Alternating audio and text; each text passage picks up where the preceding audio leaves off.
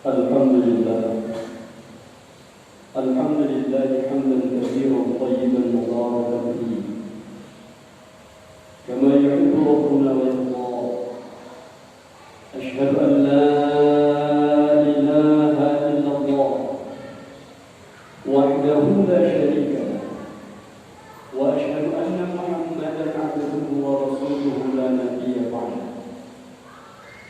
اللهم صل وسلم وبارك على محمد، اللهم صل وسلم وبارك على حبيبنا المصطفى محمد بن عبد الله وعلى آله وأصحابه ومن تبعهم بإحسان إلى يوم البعث والنشور.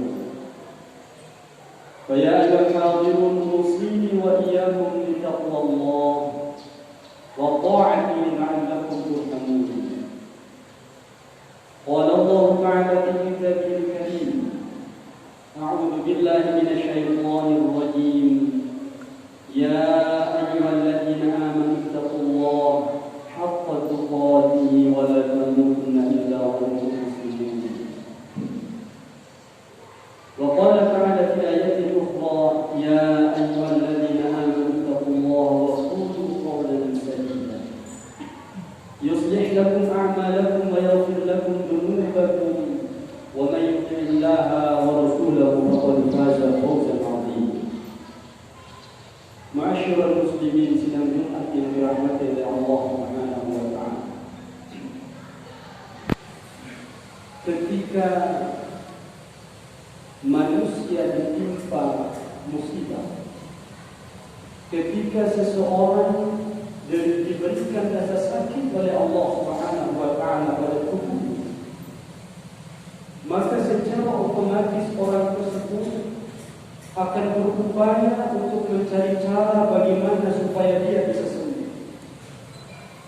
Sekiranya belum diberikan atau dikaruniai kesembuhan, maka orang tersebut akan terus melakukan upaya-upaya supaya dia mendapatkan kesembuhan.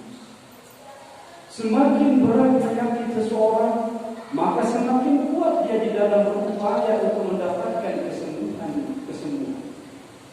Bahkan tidak jarang di antara manusia rela untuk ditusuk di berbagai tempat di tubuhnya. Untuk apa? Untuk mendapatkan kesembuhan. Lantas apakah hal tersebut adalah sesuatu yang berlebihan? Tentu tidak, jemaah sekalian yang dirahmati oleh Allah Subhanahu wa taala. Bahkan itulah tuntutan syariat. Bagaimana kita bisa menjaga tubuh kita ini? Bagaimana menjaga kesehatan fisik kita ini? Hanya saja yang menjadi pertanyaan adalah, apakah seperti itu pula upaya kita di dalam mendapatkan kesembuhan?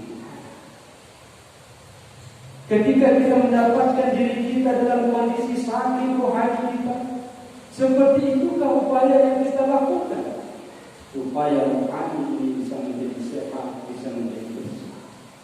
Karena sebagaimana yang kita maklumi jemaah sekalian yang dirahmati oleh Allah, bahwasanya Allah Subhanahu wa taala menciptakan manusia dalam dua unsur, yaitu unsur rohani dan unsur jasmani. Maka dua hal ini, dua unsur ini mestilah mendapat porsi yang sama dari pemilik. Bahkan Ibnu Qayyim rahimahullah taala, Qatadah dan yang lainnya mengatakan bahwasanya sesuatu yang bersifat batiniah itu jauh lebih utama daripada hal-hal yang bersifat zahir. Seseorang tidak akan diterima ibadahnya, tidak akan diterima salatnya, tidak akan diterima sedekahnya manakala hatinya ini belum lurus. Ini menunjukkan bahwasanya memang perkara-perkara batin itu jauh lebih utama daripada perkara-perkara zahir. Karena itulah jemaah sekalian yang dirahmati oleh Allah Subhanahu wa taala, Rasulullah sallallahu alaihi wasallam bersabda, "Inna Allah la yanzuru ila ajsamikum. Inna Allah la yanzuru ila suwarikum wa ajsamikum." Allah tidak melihat rupa, tidak melihat fisik, walakin yanzuru ila qulubikum wa a'malikum. Tetapi Allah melihat ke dalam hati-hati kalian dan amal-amal. sekalian yang dirahmati oleh Allah Subhanahu wa taala, akan datang satu masa di mana hal-hal yang bersifat material, hal-hal yang bersifat fisik tidak akan bermanfaat di hadapan Allah Subhanahu wa taala. Sebagaimana yang dikatakan oleh Allah di dalam Al-Qur'an, surat Asy-Syu'ara ayat 88 ayat 89. Ayat ini sering kali kita dengarkan, bahkan mungkin sangat familiar di telinga kita. Ayat tersebut berbunyi, yauma la yanfa'u malun wa la banun illa man atallaha biqalbin salim. Yauma la yanfa'u malun wa la banun, akan datang suatu hari kelak di mana gulungan harta, tumpukan materi tidak akan memberikan manfaat apa-apa, bahkan keturunan yang banyak juga tidak berguna di hadapan Allah Subhanahu wa taala. Apa yang berguna? Illa man atallaha biqalbin salim. Seseorang yang datang membawa hati yang salim, hati yang bersih, hati yang lurus, hati yang di dalamnya terdapat ketauhidan kepada Allah. Inilah yang kemudian bermanfaat, berguna di hadapan Allah Tabaraka wa taala. Suatu ketika seorang sahabat mengutarakan perkara-perkara seorang wanita. Beliau bertanya tentang seorang wanita yang ibadahnya luar biasa. Dia seorang ahli ibadah. Sahabat tersebut bertanya, ya Rasulullah, di mana letak wanita tersebut kelak di yaumul qiyamah? Apa jawab Rasulullah? Rasulullah menjawab, ketahuilah wahai para sahabatku, letak wanita tersebut kelak di yaumul qiyamah adalah di dalam nerakanya Allah Subhanahu. Maka para sahabat heran, ya Rasulullah, kenapa bisa seorang ahli ibadah, seorang yang rajin di dalam beribadah, rajin dalam tahajud, bisa masuk ke dalam nerakanya Allah? Karena lisannya tidak bisa, tetangganya tidak nyaman dengan lisan. Apa sebab lisannya tidak bisa ditahan? Kenapa kemudian lahir perkataan-perkataan yang tidak baik? Karena dasarnya hatinya dalam kondisi kotor. Karena hati yang kotor, maka akan melahirkan perkataan-perkataan yang kotor, sehingga tetangganya tidak nyaman dari lisannya. Kita ketahui jemaah sekalian yang dirahmati oleh Allah, bahwasanya tujuan daripada ibadah sejatinya adalah untuk membersihkan hati. Kenapa Allah Subhanahu wa taala perintahkan salat, perintahkan sedekah, perintahkan salat malam? Karena itu semua untuk membersihkan hati. Tetapi sekali lagi, jika hati juga tidak penuh bersih, maka semuanya akan menjadi sia-sia. Dalam tanda kutip, bukan berarti kemudian syariat tidak penting. Tentu syariat itu sangat-sangat penting, tetapi kemudian akan semakin utama ketika hati sudah mulai terus kita rawat dan kita jaga. Bukankah hati ini telah dititipkan oleh Allah Subhanahu wa taala jemaah sekalian? Dulu semenjak kita berada di rahim ibu kita, Allah titipkan ruh yang bersih. Tapi kemudian ketika seseorang diberikan sesuatu yang bersih, permata, intan, berlian, entah apapun namanya, jika seseorang kemudian mencampakkannya ke dalam kubangan kotoran, maka orang lain akan mengatakan bahwa orang itu dalam kondisi gila. Maka barangkali orang-orang yang gila itu adalah kita dijalankan. Kenapa? Allah titipkan sesuatu yang bersih, Allah titipkan sesuatu yang suci, yang bersinar, tetapi kemudian kita campakkan ke dalam kubangan kotoran, maka sesungguhnya di hadapan Allah adalah orang-orang yang gila tersebut. Jemaah sekalian yang dirahmati oleh Allah Subhanahu wa taala, sebagai manusia biasa, tentu kita tidak lepas dari salah dan dosa. Dan memang itulah tabiat manusia. Tabiat manusia adalah senantiasa melakukan kezaliman, melakukan pelanggaran-pelanggaran, Suatu saat dia bisa terjatuh ke dalam kemaksiatan, tetapi kemudian ketika telah jatuh hendaknya kita bangkit kembali. Lalu apa yang harus kita lakukan jamaah sekalian ketika kita mendapati diri kita ini dalam kondisi hati kita sudah tidak bersih? Apa tanda-tanda hati kita tidak bersih? Salah satu tandanya adalah kita berat di dalam melakukan ibadah. Kita tidak mulai peka terhadap perkara-perkara kebenaran. Melakukan kemaksiatan rasanya tidak melakukan kemaksiatan. Memandang sesuatu yang diharamkan rasanya kita tidak lagi melakukan satu kemungkaran. Kenapa? Karena dasarnya hati kita ini sudah kotor. Maka jamaah sekalian yang dirahmati oleh Allah, terhadap diri saya pribadi dan kita semua, ketika kita mendapatkan hati sudah tidak lagi peka terhadap kebaikan, melakukan kesalahan tapi kita tidak merasa melakukan kesalahan, melakukan sesuai kebaikan tapi kita telah merasa melakukan banyak kebaikan, maka ketahuilah patut untuk kita curigai diri kita, sesungguhnya hati kita dalam kondisi kotor. Lantas bagaimana cara kita untuk membersihkan? Ini barangkali yang penting. Karena sekali lagi sebagai manusia biasa, kita pasti akan terjatuh kepada kesalahan, kekejuan dan kesilapan. Maka yang pertama kali yang harus kita lakukan jemaah sekalian dan harus terus kita dakwahkan, yaitu adalah memperbaharui ketauhidan kita kepada Allah Subhanahu wa taala. Karena Allah Subhanahu wa taala berfirman di dalam surat Al-An'am ayat 82, "Alladzina amanu wa lam yalbisu imanahum bizulmihim, ulaika lahumul amnu wa hum muhtadun." Alladzina amanu wa lam yalbisu imanahum, orang-orang yang beriman kepada Allah dan dia tidak mencampur adukkan keimanannya dengan kezaliman, dengan kesyirikan kepada Allah Subhanahu wa taala, ulaika lahumul amnu, mereka itulah yang akan diberikan rasa aman di dalam hati oleh Allah Subhanahu wa taala. Wa hum muhtadun, dan mereka itu yang akan senantiasa diberikan petunjuk oleh Allah Subhanahu wa taala. Kapan?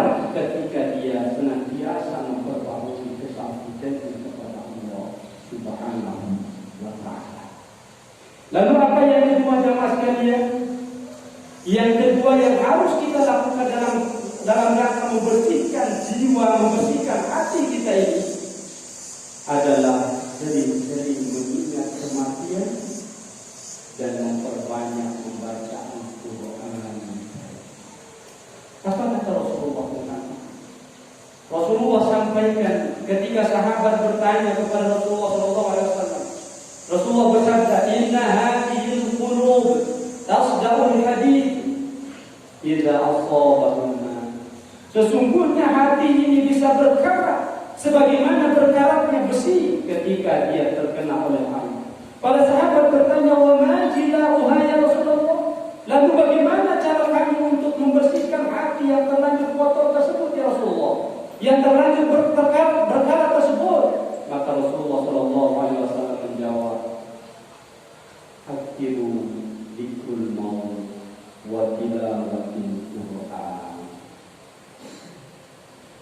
Perbanyak mengingat kematian dan perbanyak membaca Al-Quran. Akhiru dzikrul maut wa tilawatil Qur'an. Banyak-banyak mengingat kematian kemudian dirasakan itu. Tidak hanya sekedar diingat, tetapi direnungkan, ditadaburi hakikat kematian, bahwa kita akan kembali kepada Allah, berasal dari Allah. Di dunia kita bekerja untuk Allah, nanti kita akan pulang kepada Allah Subhanahu wa taala. Pertanyaannya, setelah bulan Ramadan ini jamaah sekalian, berapa banyak kita telah membaca Al-Quran? Apakah kita telah menyediakan waktu kita untuk membaca Al-Quran? Atau hanya sekedar sisa-sisa waktu kita untuk bekerja dunia itu yang kita gunakan untuk membaca. Yang kedua, yang ketiga jamaah sekalian, barangkali tidak semuanya akan kita sampaikan. Yang ketiga yang harus kita lakukan adalah banyak-banyak berpikir kepada Allah. Dimanapun, kapanpun, sepanjang tempat itu bersih, hendaknya di dalam hati kita ini senantiasa berpikir kepada Allah Subhanahu wa taala. dengan zikir yang banyak, dengan zikir-zikir yang sudah dituntun oleh Rasulullah. Ya ayyuhalladzina amanu udhkurullaha dzikran katsira. Wahai orang-orang yang beriman, berzikirlah kepada Allah dengan zikir yang banyak. Semuanya. Apapun itu. Dalam kondisi zikir mobil kita berzikir. Kalimatani khafifatani 'ala lisan wa habibatani ila rahman.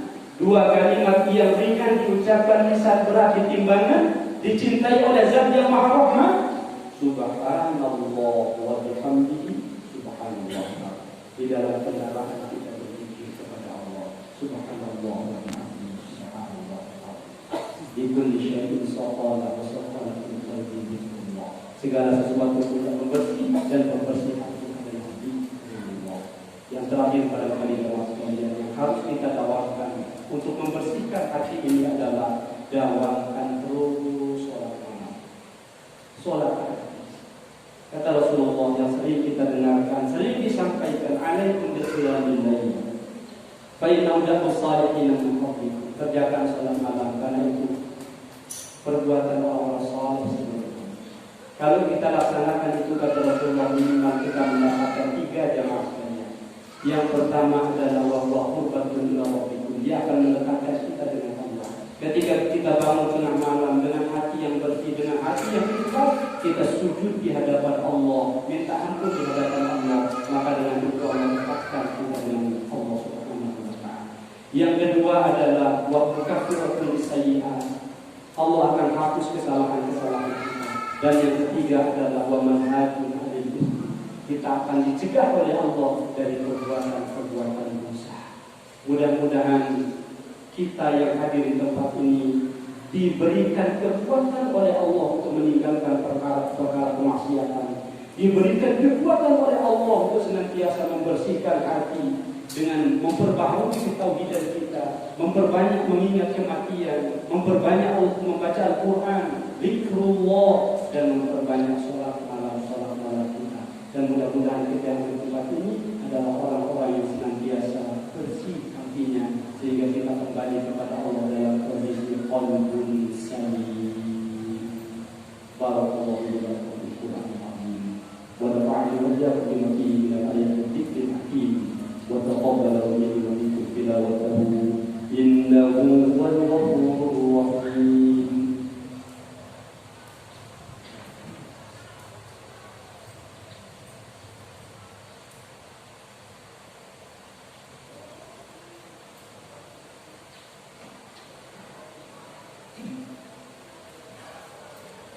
Alhamdulillahi rabbil alamin. Walladzi anzala sakinata fi qulubil mu'minin liyazdadu imanan ma'a imanihim. Walillahi junudus samawati wal ardi wa kana Allahu 'aliman hakima. Asyhadu an la ilaha illallah wahdahu la syarika lah wa asyhadu anna Muhammadan 'abduhu wa rasuluhu la nabiyya ba'dahu. Allahumma shalli wa sallim wa barik ala Muhammad wa ala alihi wa sahbihi wa barik wa sallam.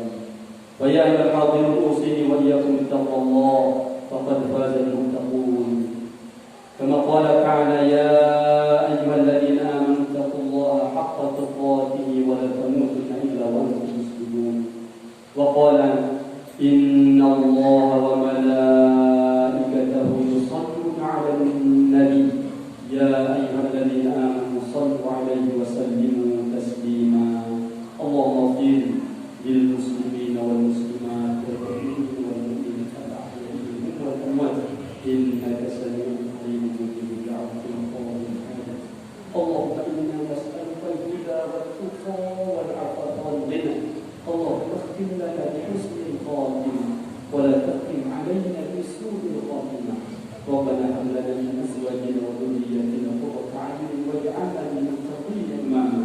ربنا آتنا في الدنيا حسنة وفي الآخرة حسنة وقنا عذاب النار.